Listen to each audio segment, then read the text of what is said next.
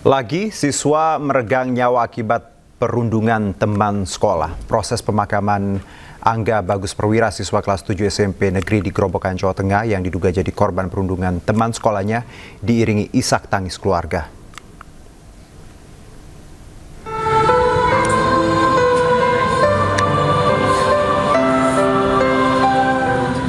Isak tangis keluarga mengiringi proses pemakaman Angga Bagus Perwira di TPU Desa Ledok Dawan, Kecamatan Geyer, Grobogan, Jawa Tengah. Nenek dan ibu korban tak kuasa menahan haru melihat jenazah Angga disemayamkan.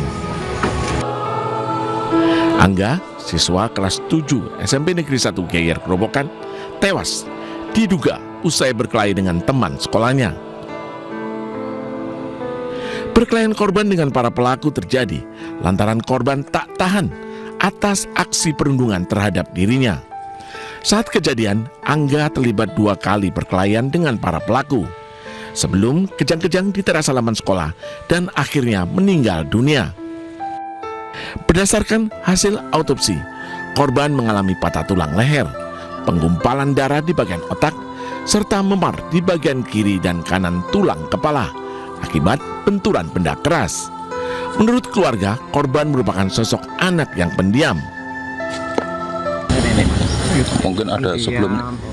Maksudnya orang yang pendiam, agak takut sama orang itu, takut nggak ada sifat-sifat nakal gitu, kayak nggak pendiam lah, takut ini sama orang itu nggak. Sedih selama kehidupan di rumah baiknya kan? Iya. Tapi untuk selama di sekolahan gimana?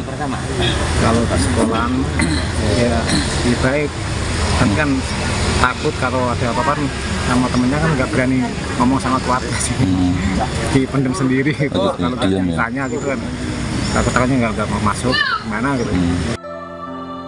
Sementara itu, pihak kepolisian Polres Grobogan masih memeriksa terduga pelaku. Polisi juga memeriksa 9 saksi, termasuk para guru dan siswa SMP Negeri 1 Geyer. Keluarga para terduga pelaku yang merupakan teman sekolah korban hanya bisa pasrah menanti proses hukum. Saat ini kami telah melakukan pemeriksaan beberapa saksi, kemudian dari tim kami juga, tim IDEN juga sedang melakukan olah TKP. Selanjutnya untuk terkait penyebab kematiannya, kami masih koordinasi dengan dokter forensik. Ada berapa terduga pelaku yang diamankan? Untuk terduga pelaku saat ini masih dalam penyelidikan. Sudah berapa yang diperiksa mungkin dari siapa saja yang diperiksa? Untuk saat ini yang sedang dalam proses pemeriksaan ada 9 orang. Itu baik dari teman korban maupun dari pihak sekolah. Keluarga korban, Angga Bagus Perwira, menuntut para pelaku mendapat hukuman sesuai aturan yang berlaku. Hal itu dilakukan untuk memberikan efek jera dan pembelajaran bagi siswa lainnya. Dari Grobogan, Jawa Tengah, Rustaman Nusantara, iNews melaporkan. Kita ke informasi berikutnya, pemirsa. Bareskrim Polri asistensi kasus tewasnya terapis SPA di Pejaten, Jakarta Selatan. Sementara tim penyidik Polres Metro Jakarta Selatan masih menunggu hasil otopsi jasad terapis SPA yang ditemukan tewas di lahan kosong di Pejaten.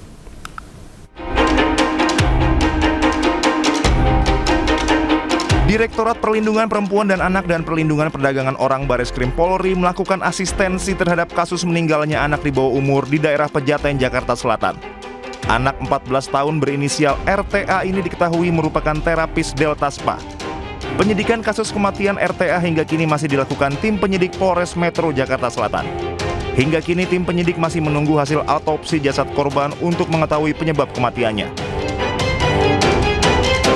Kapolres Metro Jakarta Selatan, Kombes Pol Nicholas Ari Lilipali menyatakan tim penyidik juga masih mendalami mengenai perekrutan korban yang masih di bawah umur sebagai terapis Delta SPA.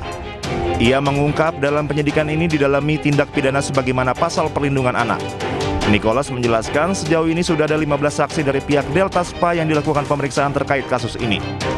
Mereka terdiri dari pihak manajemen SPA, teman-teman terapis korban, hingga security tempat RTA bekerja.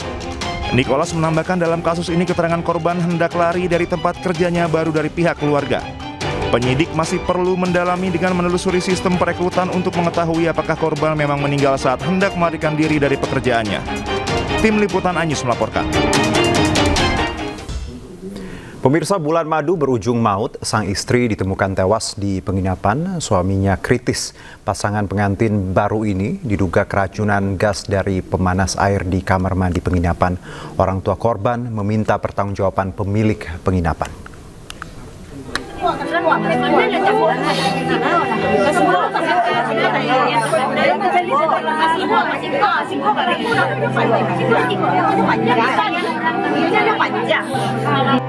Hanya bisa menangis pasrah, Gilang Kurniawan tak pernah menyangka istrinya Cindy Destananda meninggal secara tragis. Dengan tangan masih terpasang infus, Gilang terus mengelus wajah sang istri yang baru dinikahinya sepekan lalu. Walaupun tubuh masih lemas, Gilang tampak menguatkan diri mengantarkan sang istri ke liang lahat.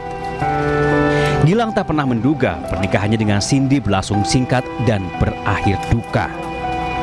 Sebelumnya, keduanya berbulan madu di salah satu kamar glamping di Lembah Gumanti, Kabupaten Solok, Sumatera Barat.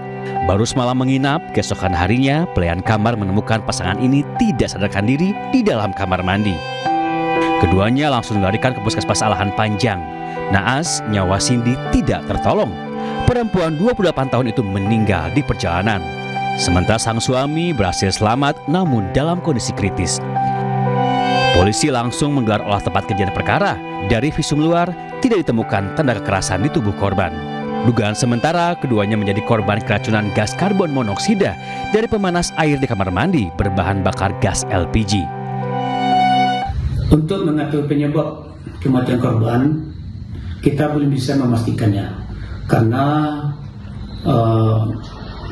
dari pihak medis belum bisa memastikan atau menyimpulkan apa penyebab meninggalnya korban ini. Hingga kini polisi masih menyelidiki penyebab pasti kematian korban. Dari Solok, Sumatera Barat, Budi Sunandar, iNews melaporkan. Kematian tragis Cindy Destananda terjadi hanya selang 3 hari usai digelar resepsi pernikahan. Sementara suaminya Gilang Kurniawan kondisinya kritis. Dan berikut kronologi lengkapnya.